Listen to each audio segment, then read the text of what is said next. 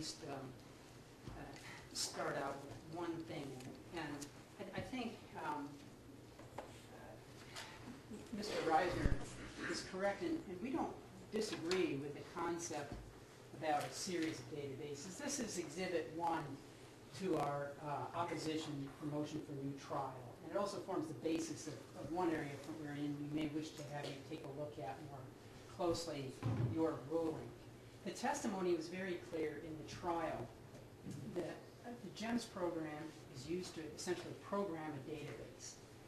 That database then is used to program voting machines that read the optical scan devices or the TSX touchscreen devices at the polling place when the scanned ballots come through or when people enter on the touch screen their votes. Before that is ever done, though, in terms of going out into the field, however, there's an extensive testing procedure that precedes that. It's called a logic and accuracy test. It's prescribed by 16449. The Secretary of State comes down, the party representatives are available, and they test the logic of the database, essentially, that election setup of the database, all those parameters, the rotation codes, the candidate placement, etc. And in fact, Pima County, of course, and we've been chided by this by the Secretary of State, I think unjustly, and I believe that people in this room would agree with that too, is we actually hand out to the parties individual ballots. Now they're marked in bright red letters, test ballots, so then nobody's going to be throwing them into the system later on or anything, but they're marked test ballot, and they clearly give the parties an opportunity to vote hundreds of ballots from different precincts. Now, recall the testimony of Brian Crane.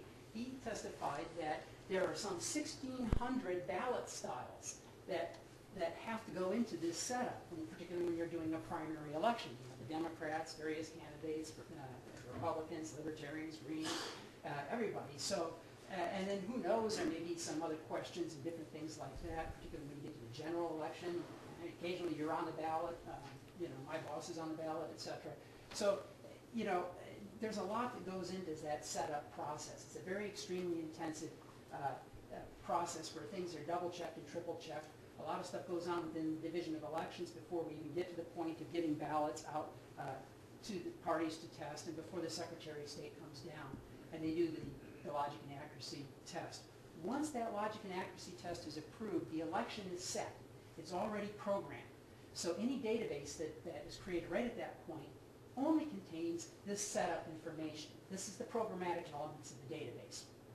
This is sent to the Secretary of State pursuant to 16445A.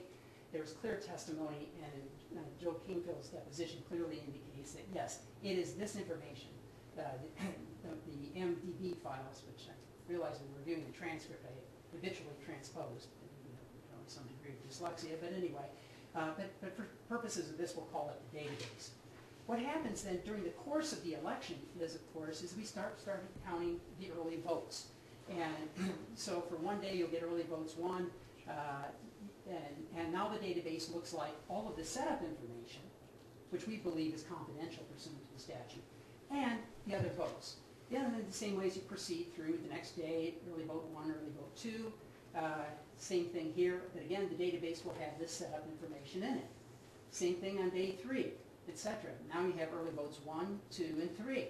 Now, the whole brouhaha, of course, about the RTA is that when Brian made an innocent keystroke error, he basically overrode the program. There was no fraud there, and again, I have to emphasize to the court, if you take a look at Dr. Moffitt's testimony on December the 7th, pages 82 and 83 of that transcript is a full explanation to show that yes, indeed, the Attorney General had the entire databases for that RTA election and was able to examine them. So this, again, is just a red herring meant to discredit the process, frankly.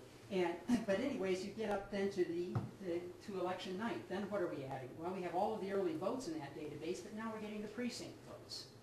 Then after the election night, we're still trying to get provisionals and conditional votes in there. And so what we're going, now the database, or the final database, looks like this. It's a huge thing. It has all these different kinds of votes from different sources, but it also contains the setup information.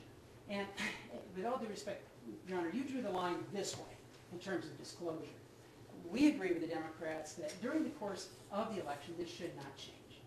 And we have no problem. In fact, that's why the board, when it chose on December of the 11th, on January 8th to release databases to the Democratic Party, it had no problem in doing so with respect to the general and the primary and with respect to the RTA, because all of this information would remain the same.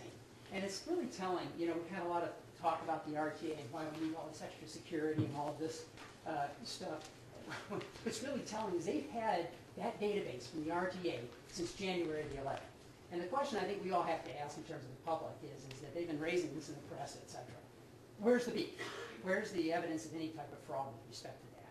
They've had that database for this long, and frankly, there is no fraud, and that's why there's no beef. Anyway, but I wanted to get this set up and let you know about that, that this is what why we think the court may have made an error with respect to this. Now, our argument is going to be it's a different kettle of fish when you get a whole series of different elections. That's where you get the different data points by which you can do some reverse engineering and potentially attack, and I'll get into that a little bit later. What I wanted to also mention to you is that, I'll go back to my more prepared remarks now, but before I do, I'm very troubled.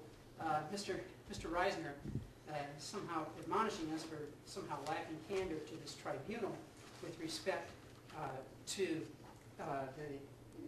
our interpretation and the arguments that we have made with respect to 16-445, and he cites Mr. Canefield's deposition to that effect. And I think it's very important that you start taking a look at Mr. Canefield's deposition, page 29, line 20, through page 31, line 14. There's a clear explanation of what was going on there. What the Secretary of State clearly says and unambiguously says, and we'll talk about that in a minute, is that 16-444A4, the definition of computer program, includes precisely this setup information that I've talked about. Okay, there is no ambiguity with respect to that. What the Secretary of State, however, has said through Joe Canefield in his deposition is, we know it's a confidentiality statute with respect to us. We have not taken a position, however, with respect to whether that prevents anybody else from releasing it. That's quite a different thing to say than what Mr. Reisner represented that conversation to be.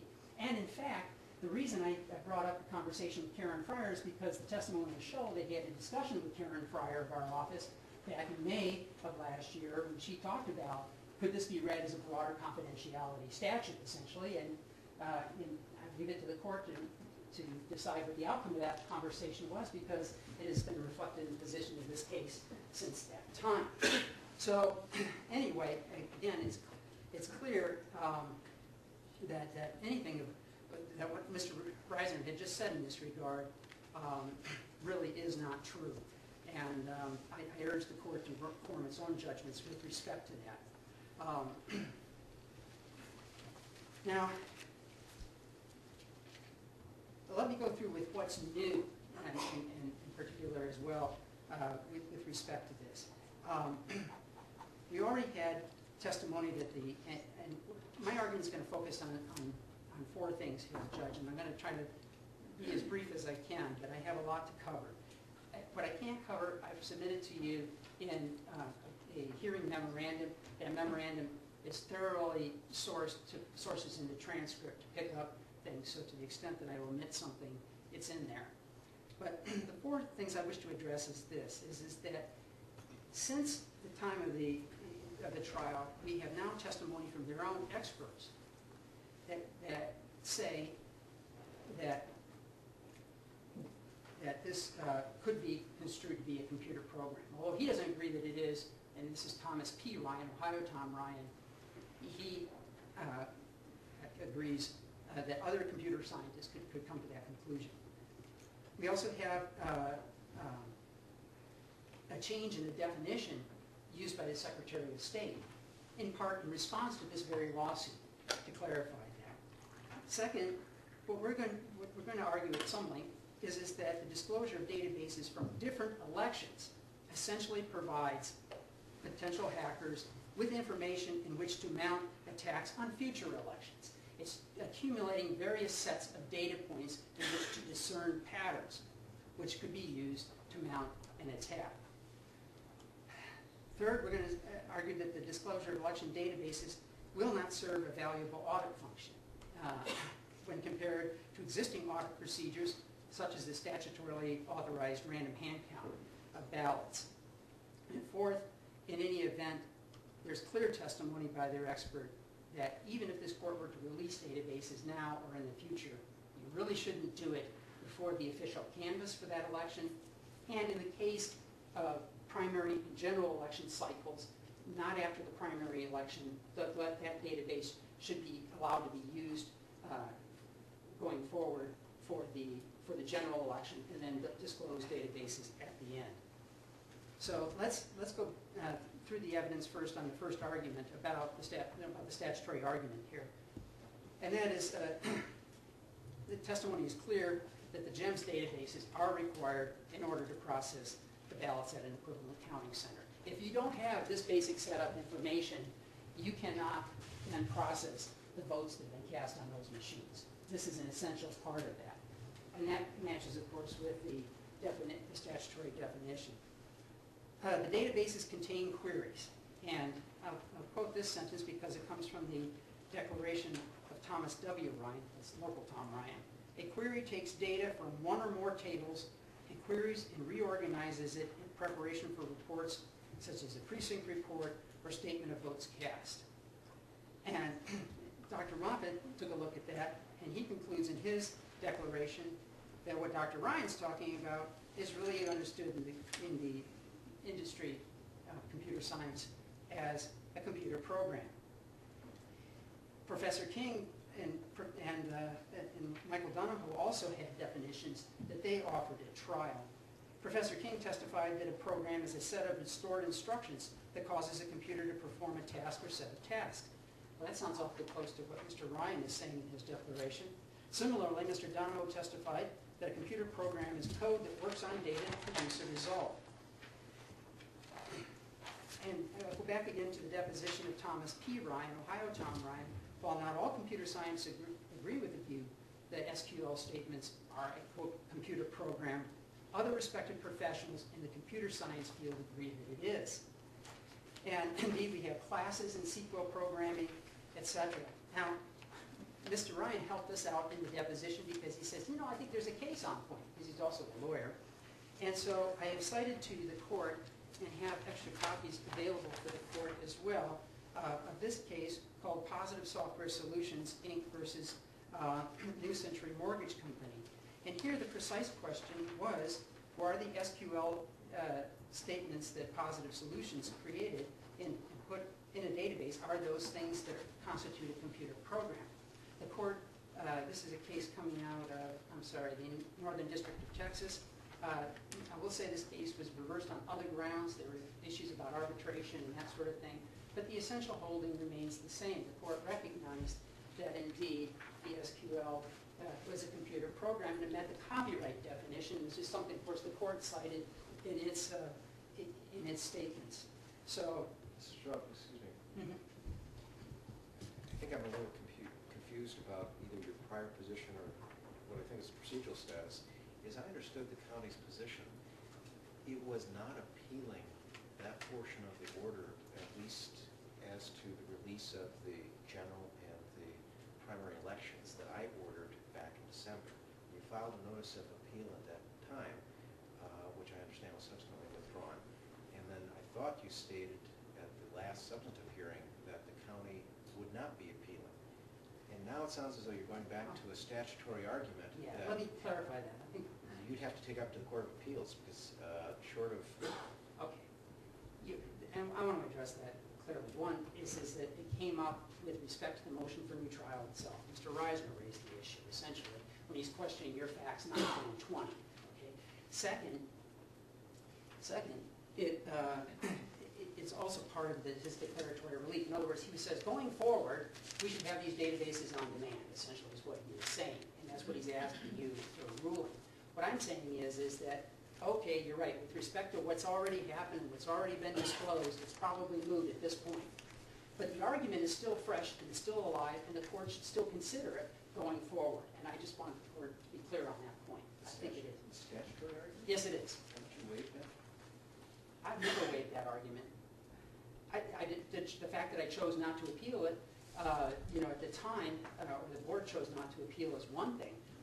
But the issue that whether or not it still applies or not, I think because this issue is afresh, what do we do? I mean, I don't know, Judge, I mean, frankly, I feel like I'm trying to figure out where the target is here sometimes myself. The court, I thought, told us back in March that you were taking a look at wanting to know how are we going to resolve these issues going forward. And I think the issue is still right going forward. And I would urge the court, and what I'm going to ask the court to do, is to say, look, going forward, when we do this again, when we disclose any databases, and again, we can give them this stuff that is to the left of, to the right of the green line. This stuff remains confidential. And that's why I think it's still a right issue. You're still standing on your statutory 445 argument. I am, and this court previously found in its minute entry of September 26th on page 6 that it made no sense, if you want to parse that argument, it makes no sense to say that the Secretary of State can't disclose this stuff, but other people can, and indeed, I think that argument has a lot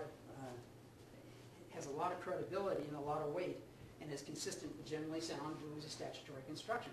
There, I think the court got it right. Of course, you got a lot of other stuff right too, and I want to get on to that at this point. It's a good way to segue, yes, you're right. But anyway, well, in any event, one other thing that has changed too is that you should take a look, and we resolved this at the deposition of Joe Canfield. The Secretary of State has changed that procedures manual. So now they make the specific reference when they're defining an election program. They say it's an electronic file or files that contain information about an election, including all programs and documentation adequate to process the ballots at an equivalent counting center, and an electronic file or file used by election management software certified by the Secretary of State to lay out ballots and program tabulating equipment. And then this new sentence here is the killer, at least we think it is anyway. It includes election management software and databases. And they cite specifically to 16444A4, and indeed, Joe Canfield testified at page 38 of his deposition that he's really referred to the same thing, and that in other areas he said that really what we're trying to do is to be in response to the litigation. You'll find that at page 29, lines 3 through 13 of his deposition. Again, we rely on a previous argument with respect to this in terms of statutory interpretation that the government agency has given the responsibility. That would be the Secretary of State. In this case, specifically under 16452, that definitely should be given accord by and should be given weight by the court. And we cite our case, Tom v. Thompson, 185 Arizona 408. I know you want to move on, but I do want to make sure that we have a good record on this other point.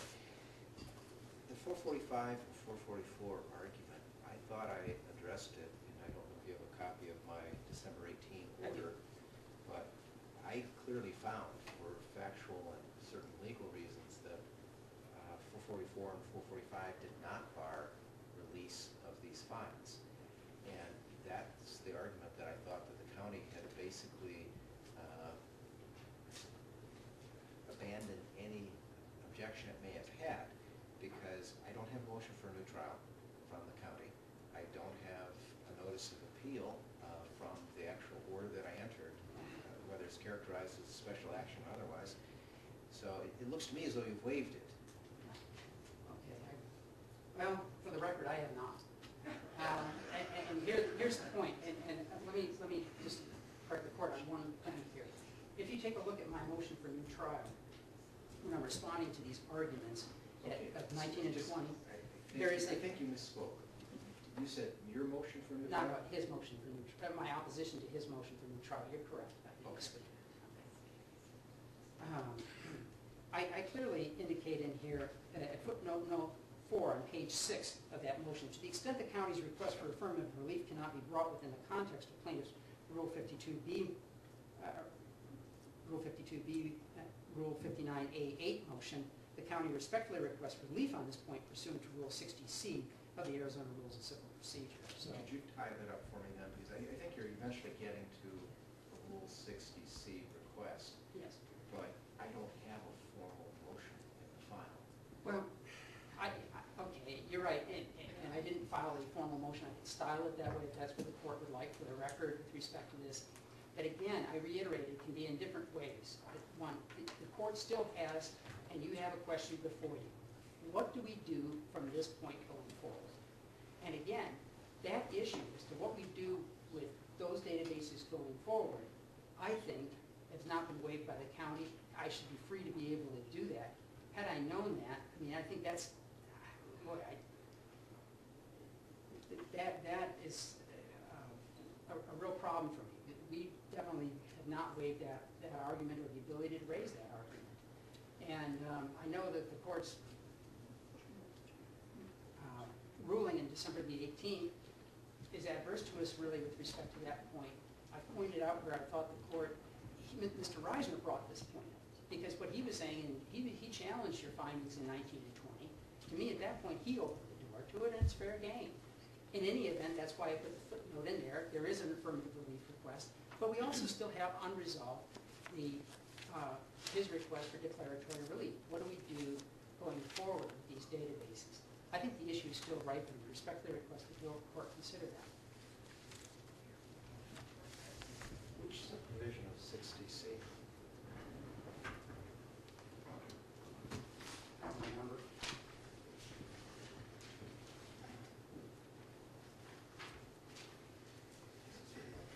Well, 60C has at least 6 different subparts. I'll take the one that works. And they're really quite different, and they have different requirements. I mean, if you're alleging that somehow there was some negligence that somebody overlooked, and it's a 60C6 motion, for instance, but I never Well, understood not your that arguments. I'll take it, but worse, Judge. Right, well, You know, I mean, I think that the other thing is there is a change of circumstance too. The Secretary of State's manual didn't get clarified. I mean, it was clarified certainly during the time of the trial. It hadn't been pre-cleared yet until January the 31st of this year. So, and that testimony is in the deposition by Mr. Painfield. Okay. well, let's just at least deal with what the essence of your 60C request is. It's a practical matter. What are you asking to change in my order? What I'm asking to change is that going forward, that when you're talking about the release of database, that you draw the line this way, as the green line is shown here, not the horizontal red line on the diagram that was not submitted as Exhibit 1. In other words, the line and the information, all the setup information, that's the stuff that doesn't change during the course of an election. But that's the stuff that contains the valuable parameters to tell these machines how they're going to process your vote. And it's this stuff that is susceptible to being corrupted and being misused. And that's the stuff we want to protect. The stuff going here on the other side of the line, these are simply the vote totals as they go forward. Those clearly would be a public record. We have no problem with respect to the disclosure of those. I didn't hear any testimony, and unless I missed it in these declarations, the setup information is in the MDB file. That's correct. It's not easily separated out, if at all, from the rest of the votes. So isn't your position essentially that the MDB file can't be released for any other election other than what I've ordered? And I think, Judge, if it comes to the point where you cannot segregate this stuff out easily, in some way without having to create a whole new record, then I think your point that you raise is well taken. Then it would be confidential in all respect. But I would point out to the court this. This is the only thing, information that we're asking to be kept confidential. Mr. Reiser's spent a lot of time talking about, well, who's checking? Who's checking? Well, one, a lot of his party people are checking. They're all busy at this part of the process here. And second, you've given them the audit logs, the Windows event logs, and we'll continue to do that. That's how they found the issue with respect to the RTA. Granted, it was a red herring, but they found it. You know, they didn't, you know, and they haven't found anything in the databases that they've been released that they're going to come up here and say, evidence of corruption. I mean, these folks certainly would. How does the county suggest that an MDB file can be released, as you call it, on the right-hand side of your green line as compared with the left-hand side? What's the precise procedure by which you do that?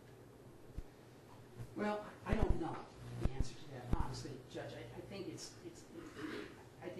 a technical question. I think the court can order the county to explore that, report back to it with respect to that. If it cannot be done without disclosing this as well, and the SQL queries and everything else, then I think it's like anything else. If it can't be done, then, you know, it's sort of like, you know, when you're asked to redact a Social Security number. For some reason, there was an inability to redact a Social Security number on the document.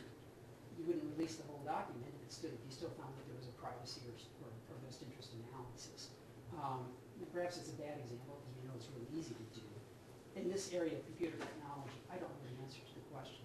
But I think that's something the court could explore, and I think it's perfectly right and something I think that we need to think about going forward.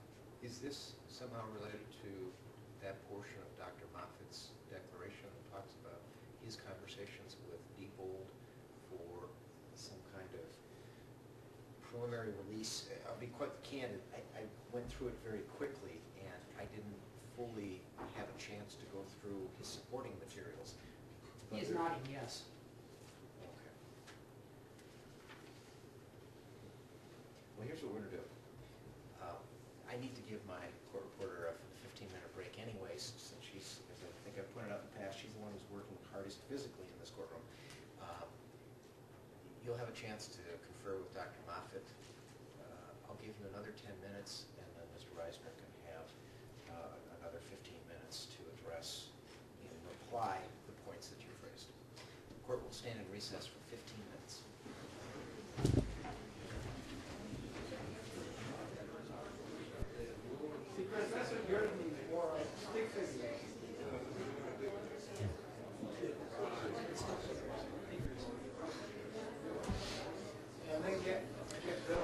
Yeah, I will.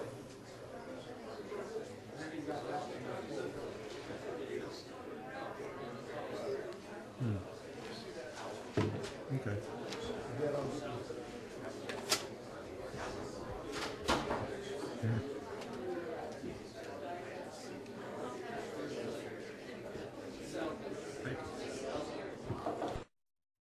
Thank you. Please have a seat.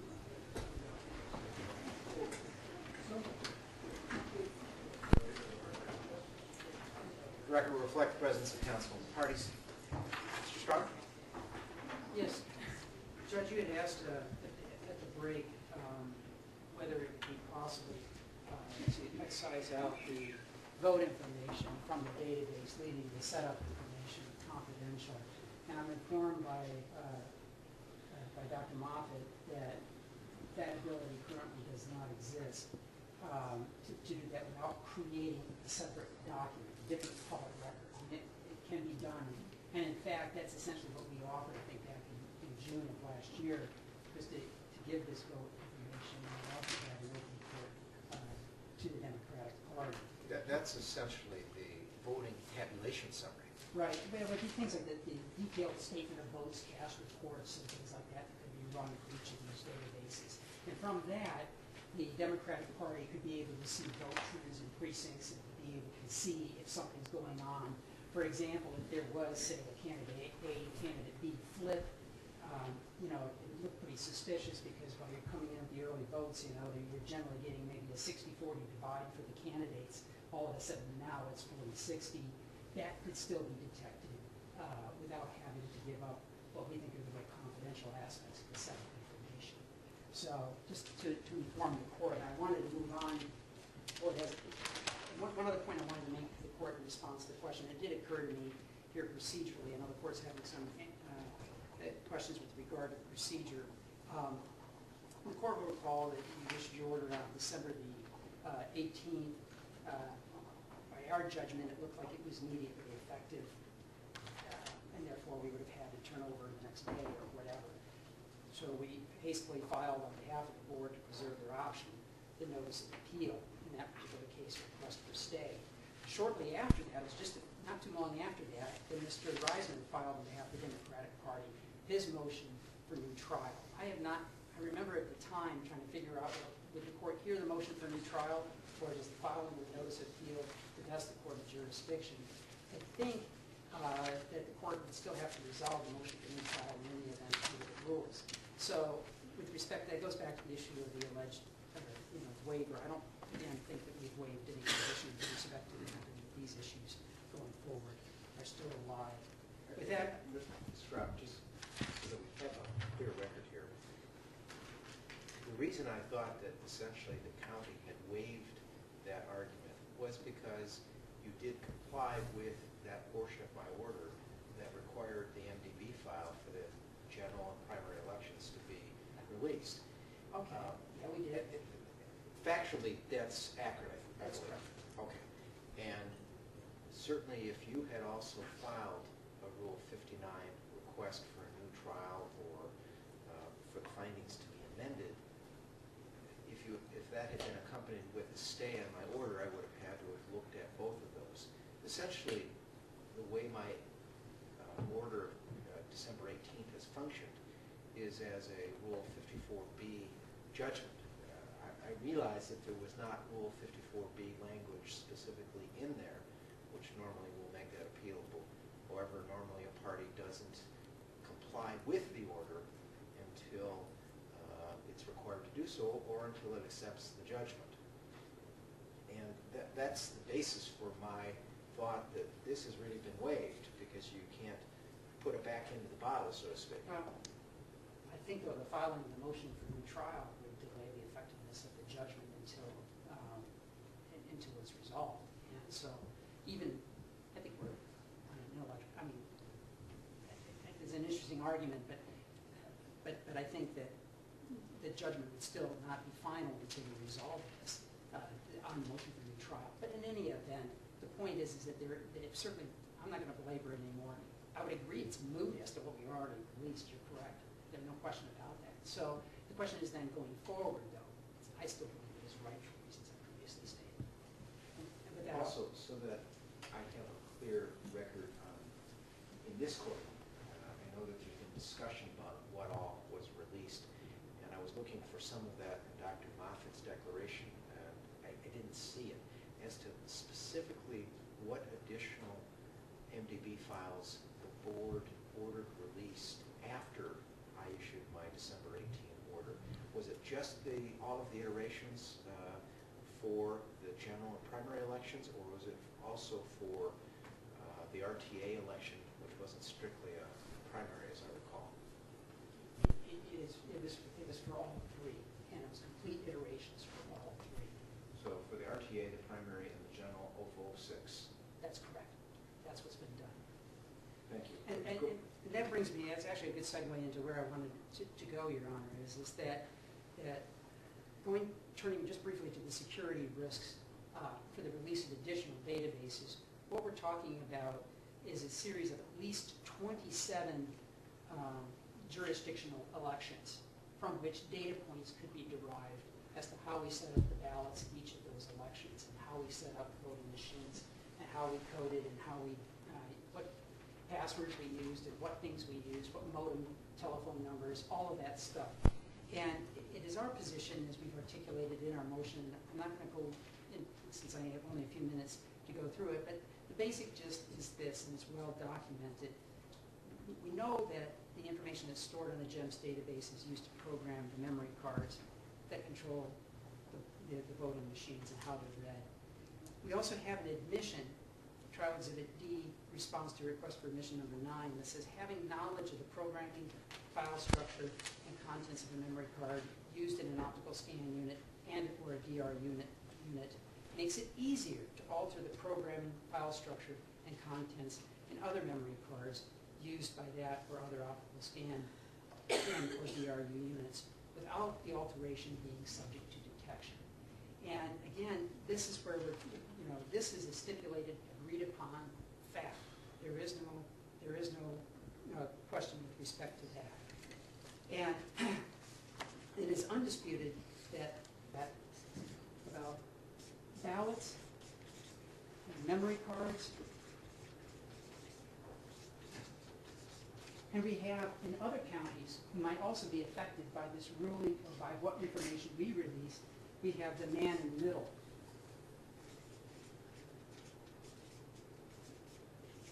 And then we have the fourth threat that we've identified is the discredited threat. And I've discovered, and the point is that all of this comes from outside here. It's all outside. And while certainly, what Mr. Reiser said, well, you would still need somebody at a polling place to cooperate, or we need somebody to do, to help have this happen. For example, substituting the bogus ballots that you create with a different rotation code. So candidate A is really getting candidate B's vote, and candidate B is really getting candidate A's vote. I mean, he's saying it's impractical, but here's the point. We have relied in Pima County on a two-part strategy as we went through the trial. We certainly have those physical things in place, exactly as Mr. Reisner states. That is very important. We don't disagree with that. But why?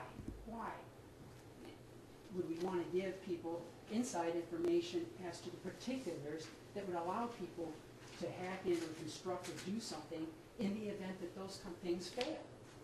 And we hope all of our elections people, our poll workers or whatever, precinct workers, etc., are honest, but we have thousands of volunteers and people who are helping out. Sometimes in the course, and it's not like this has never happened before when we had lever machines or when we had paper ballots or when we had punch cards or things like that. It's not like election fraud is something new.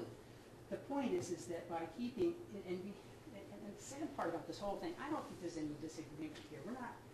This is not a happy situation for anybody.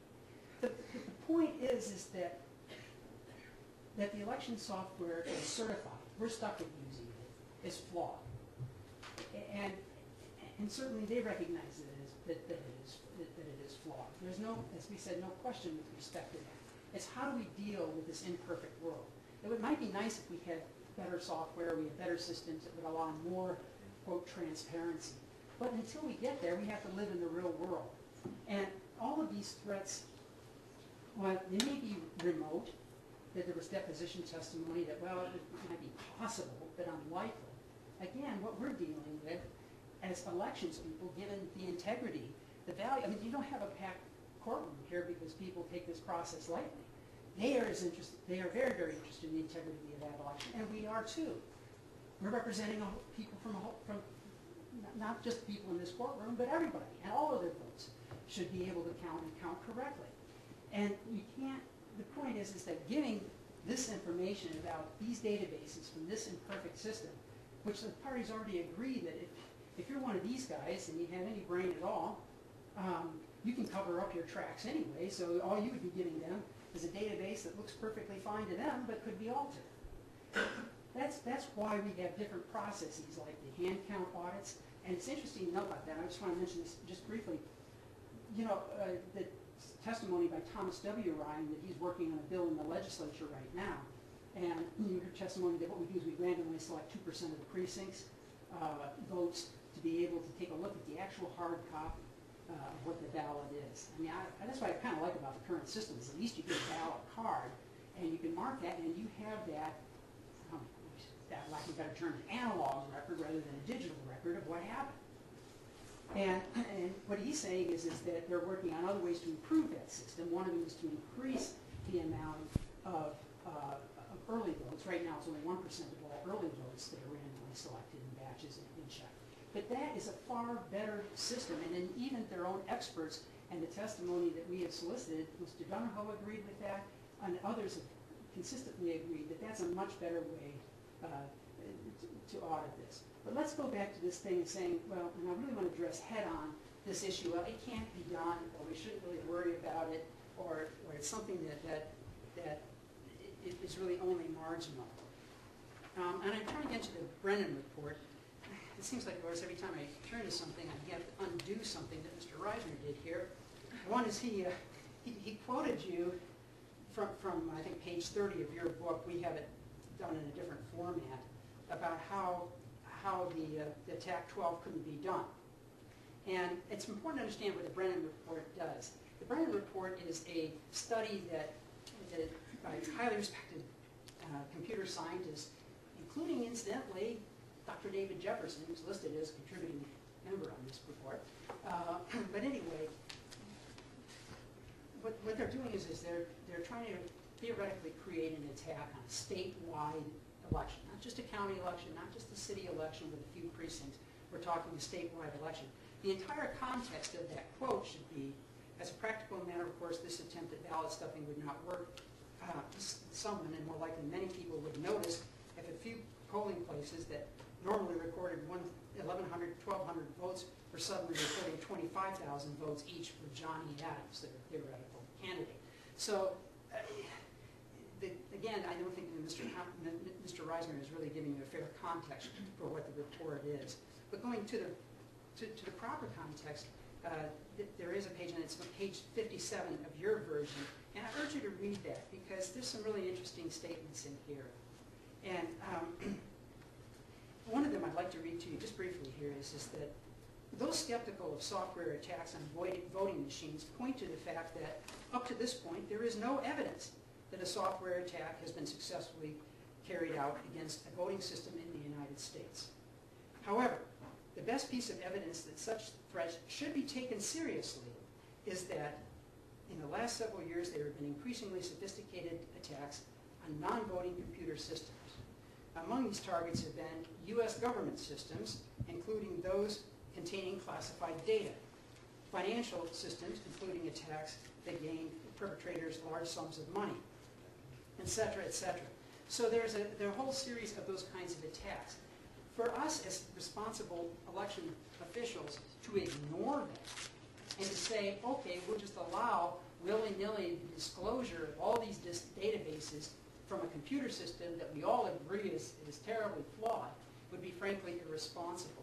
And I've cited to you previously the testimony of from some of the learned treatises. There's also a study from the Florida State University that talks about, again, that because these election systems are not developed in a high assurance volume or environment, that indeed responsible election officials have to be very, very vigilant about letting any of this information out.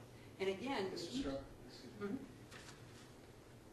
let's go to one of those people who's talked about that, and that's Professor King. As I recall from his testimony, he looked at GEMS databases over a period of time, and he was concerned about what the release would be. You didn't provide a declaration from Professor King, and was there a particular reason for that? I expected that if there was new information that came about as a result of the December release of those series of MDB files, he would have picked it up in his monitoring or something of that sort. Well, I'm not aware that he has any of that kind of information. I think from his perspective is that I think he felt that these concerns are continuing concerns, and that those that he articulated at trial are continuing concerns. Can I fairly assume that in his role as the elections director and as somewhat of a consultant to various election bodies, I can't recall whether he said he specifically was a consultant to Diebold or not, but that if there was new information that he had discovered, that you would have received that from him? I don't know. Are you talking about because of our release of information here that we've jeopardized an election elsewhere or within our own state or something? Yes. Yeah. I don't know. I mean, it's possible that he would, but I don't know that any inference can be drawn one way or the other with respect to that. There were other reasons with respect to this decision, and we don't wish to get into those. Okay, but can I assume that he I don't would have told you had there been some adverse? I don't know that that's a fair assumption. I mean, it may be that he would, I would expect, I mean, I have a good relationship with him, et cetera. The other point, though, is that I think there's testimony in the record. I asked, let's kind of be fair about this here. I think your question's a good one. I don't want to leave it. There is testimony, though, in, I think it's Dr. Ryan's, Thomas W. Ryan, Tucson Tom Ryan. Dr. Ryan versus Attorney Ryan. We can talk about that, or Ohio Tom versus Tucson Tom. Either way. I know who you're referring to. Yeah, okay. But in Tucson, in Dr. Ryan's deposition, I asked him this question, and it's close to a point that I wanted to raise as well, too, here, and that is that I asked him, I said, well, has our stuff found its way out on the internet? And he was not aware that any of that had happened yet. And so it's quite possible, and I think a reasonable inference could be, is that, yeah, it's not out there in the public domain. It could be that the parties have it. And being responsible as they are, I would expect that they wouldn't be out there trying to do something to hack or do something with the databases. So I think it's quite reasonable, and if you want to draw inferences, the fact that testimony is in the record, I think you can assume that it is not, and therefore Dr. King wouldn't really be in a position, or Professor King wouldn't be in a position to be able to say, geez, your board's release of all this data way back when was, caused specific X, Y, and Z problems. And I just don't think that there's going to be any testimony one way or the other to that. And part of the problem with that is that it's not like these people who are hacking are out there waving a flag saying, hey, I'm out here, I'm trying to hack into your databases or into your elections or corrupt your elections. The fact is that you can cover up changes so clearly, you can change the audit logs and do everything else with this stuff.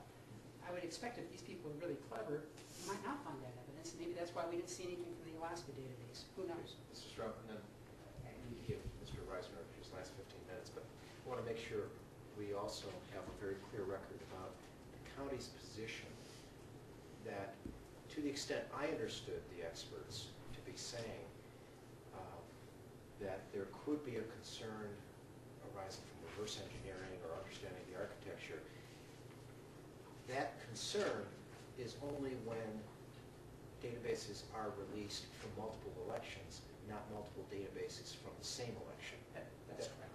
That's correct. So the county believes that that problem, to the extent it does exist, will come out whether it's a past election or a future election. Yes, except there's one thing I just want to make certain I'm clear here is we had some testimony, because I was really curious, okay, what versions of GEMS are really out there? And neither Ohio Tom nor Tucson Tom knew the answer to that question, other than they've all seen 118.17. We use 118.24. And the question is, though, a future database, or as we go forward, I think the question is if Diebold would have come out with a prefix 1.19, for example, then I think that would be a whole different kettle of fish, because at that point, then the architecture isn't disclosed. I guess what I read the court's decision of December 18th as saying is, look, we have the Alaska database. Others have said, Dr. Jefferson said, yeah, these databases are out here, so we know what their architecture is, in terms of how the general setup is. That's already been disclosed. That cat's out of the bag. I don't know that that's necessarily going to be true forever going forward. That would be a different question. No, I understand what you're saying. Thank you.